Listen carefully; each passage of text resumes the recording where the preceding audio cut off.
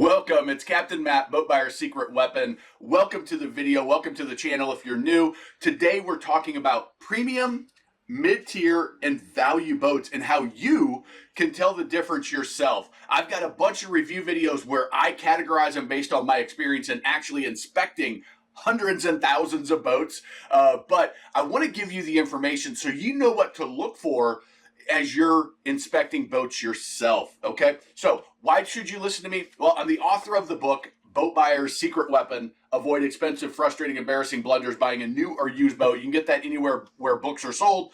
On the channel, we've got over 600 videos, over 50,000 subscribers, closed in on 11 million views. So the first one that is really hard to see, but I'll tell you how to check it, is the thickness of the fiberglass. If we're talking a fiberglass boat, you all can see the shiny outside, that gel coat, but how thick is that fiberglass? The best thing you can do is just take the butt of your hand and just pound around on the fiberglass below the rub rail, all the way up and down the boat in different areas.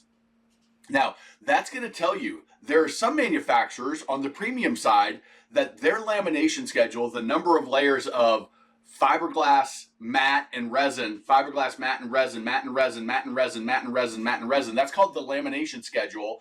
And some do 5 layers, some do 7, some do 9. Some use different material, different thicknesses, different weave patterns to give different strengths, durabilities. And it's hard to know the details. Salespeople often don't even know the details of the lamination schedule, but if you take the butt of your hand and you pound down the fiberglass hole, you can usually get a pretty good sense of thick versus not thick as you're comparing different boats. Next, if you're looking at a pontoon, it's the gauge of the aluminum. How thick of aluminum are they using for the fence rails, for the channels on the bottom of the boat, the stuff you can't see, especially on tri-toons, but the M brackets, the beams on the boat, how thick and what shape is that? That's going to determine. So you can imagine thicker is going to be more durable. It's going to be more sturdy, but more expensive. It's going to give you a better ride, a more solid ride, a quieter ride a lot of time. The shape of that beam, is it a hat channel, very, very strong, or is it a C channel, a little bit weaker, or is it a Z channel, even weaker yet? And then the thickness comes into play as well. Next, we have the upholstery. Now, the upholstery is something that it's just a matter of kind of feeling it and feeling that thickness. Now, what you'll find is that most value boats, their upholstery is very, very basic. You don't have a lot of stitching. You don't have a lot of imprints on it. It's oftentimes 1 or 2 colors, not a lot of details. But you want to feel that thickness, because just because it's plain doesn't mean it's not going to be durable. The mid-tier, a lot of times you'll have some patterns and some textures, but it's stamped in there and it's not sewn in there, so it's not a sewn. Not a big deal. It's just aesthetics. But that's going to oftentimes be in the mid-tier. The upholstery is going to be a little bit thicker, and they measure it in millimeters. And on the premium side, you're going to have a lot more hand stitching, a lot more details, a lot more textures mixed together. And again, the upholstery is going to be thicker, more durable, and likely more resistant to stains. They're going to have some protectors in there as well. They're also, when you're looking at the upholstery, it's the foam that they use, something you can't see. Now, the foam is going to vary based on its characteristics, and is it mold and mildew, I don't say resistant, but have they treated it for it? Everything's going to get mold and mildew at some point. We want to try to limit it. So on the more value brands, you're going to see that their upholstery is usually, or their cushions are usually about 2 inches thick. The mid-tier, you go to 2.5 to 3. The premium, you're going to go to 3.5 to 4. And what makes up the difference is they'll oftentimes layer 2 or 3 different types of foam. One's going to be the support level. The other is going to give you good drainage. And then the top level is going to give you a soft cushion for your butt. So that's on the premium side. The mid-tier and the value might use 1 or just 2. Again, some salespeople will know, some won't. Maybe you can unzip a cushion and look. But you also, has it been treated for mold and mildew resistance? Again, on the premium level, often that's the case. On the value level, maybe they didn't treat it. And that's why you see a lot more value boats have mold and mildew problems, is because that cushion gets wet. It doesn't drain out as well. It's not as porous of a material because they've got one foam trying to do everything. So they go for comfort because that's what you can tell. You can't tell it's porous or that it's going to mildew in the showroom or at a boat show. But that helps them keep the price down. Things you cannot see. Next, the upholstery thickness, we talked about that. Same thing with the mold and mildew. Some of them have really good mold and mildew and UV protectants built into them, really thick. Others just have a cheap spray. Value, cheap spray. Mid-tier, maybe a little bit more treatment. The premium, it's going to have it built into the fibers of the upholstery. And again, that mill's thickness, it's hard. You can tell value from premium, but sometimes that middle layer is kind of hard to tell. But just feel around, kind of pinch it between your fingers, feel the texture, and you can get a really good sense of the quality of the upholstery. Next is on a fiberglass boat, the way they put the hull and the deck together. So in building a boat, you've got your hull and then your deck sits over the top of it. And then they have to fill that in with a joint so it becomes one single piece. Now, on the value side, they're just going to screw it together. And they're going to screw the hull of the deck together. And then they're going to put a rub rail around it to finish off, and they're going to screw that in. So what makes the difference is how close do they put those screws together? How well does the hull and the deck join together? We go back to the lamination schedule. The lighter the lamination schedule or the thinner that thickness is, the more wobbly and flexible it's going to be, which means it doesn't match up as perfectly. And a lot of times there's gaps between the top and the bottom. You can run your fingers along and you can feel those. They usually seal it up with a bunch of silicone or caulk or something like that.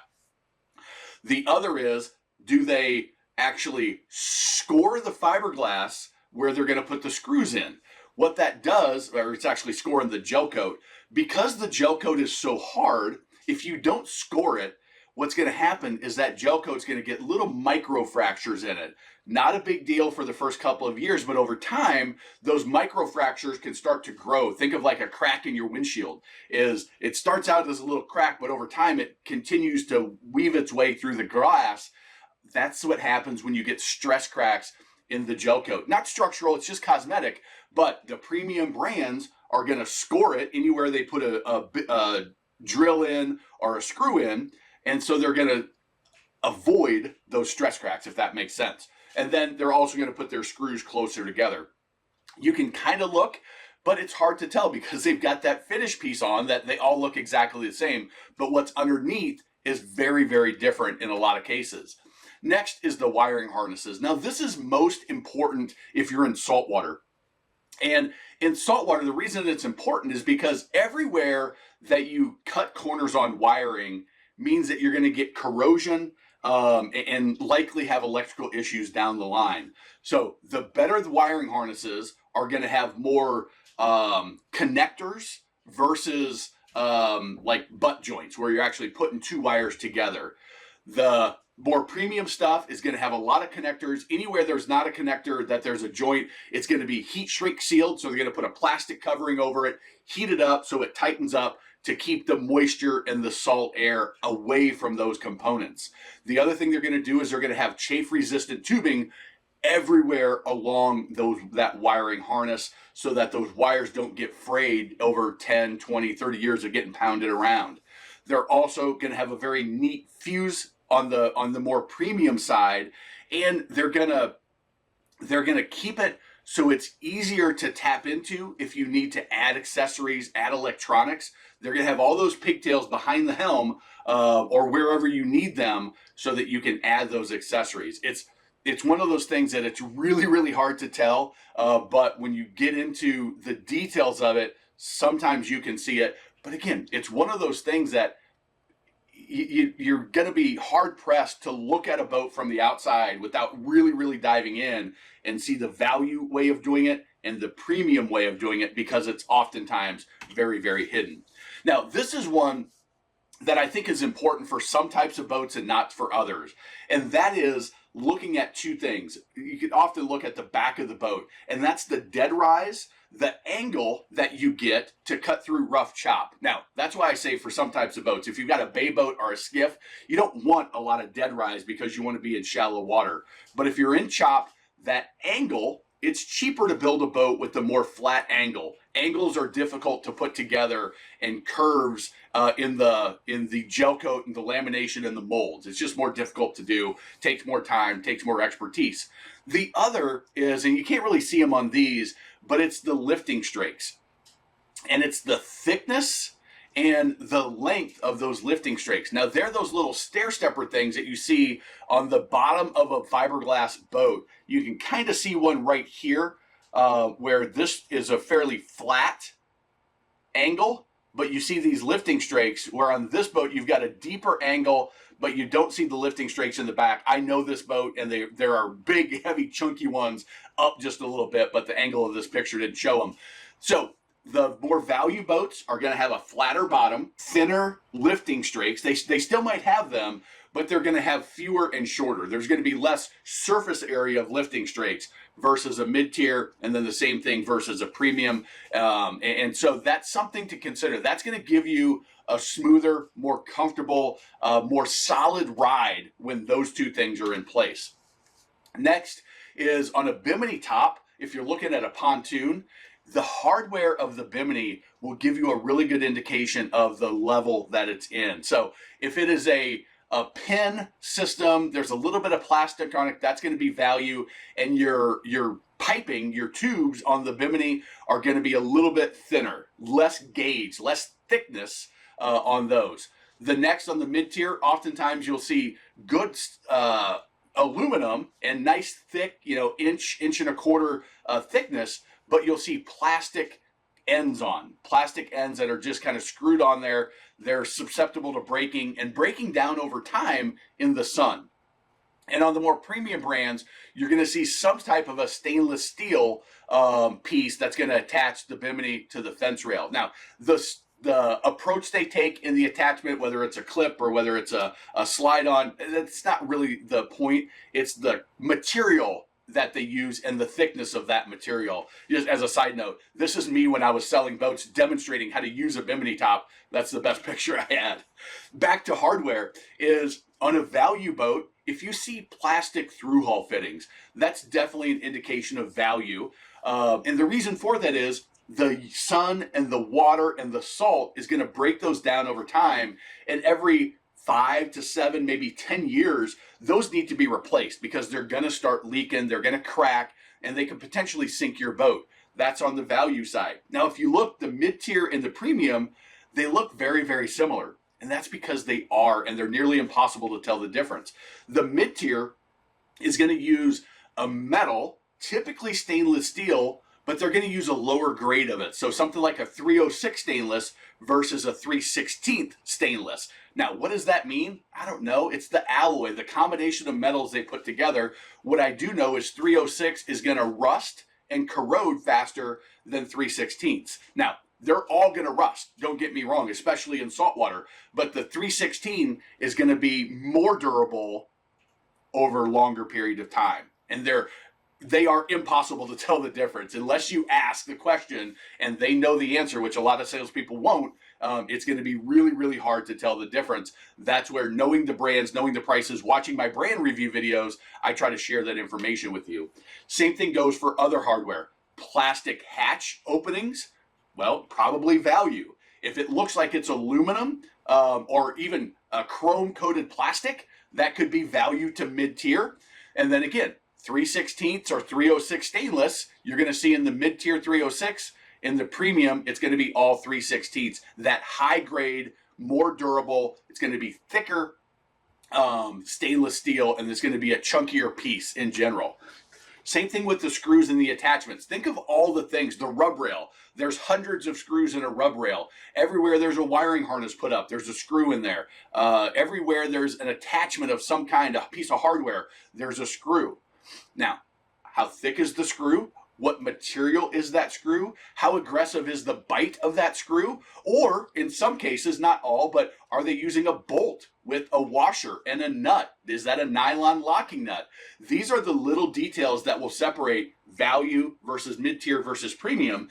And again, not only is it the length and the thickness, but it's also the material. Is it a stainless steel screw? First of all, not all of them are. Sometimes they're aluminum, sometimes they're other material. Stainless steel, is it 306, is it 316, or is it another alloy? All of those things will come into play, not in the first year, but in the third, fifth, seventh, 10th, 20th year, where things are going to start breaking down. And that's why certain brands hold their value better than others. And again, using a nut and bolt isn't always the best choice, but I wanted to add are they using washers or are they using nylon locking nuts that are going to hold in place? Depending on the application, it may or may not be appropriate, but something to consider and something that you can inspect. Canvas covers. This is one that I noticed actually my father-in-law or my in-laws have a Cobalt R5.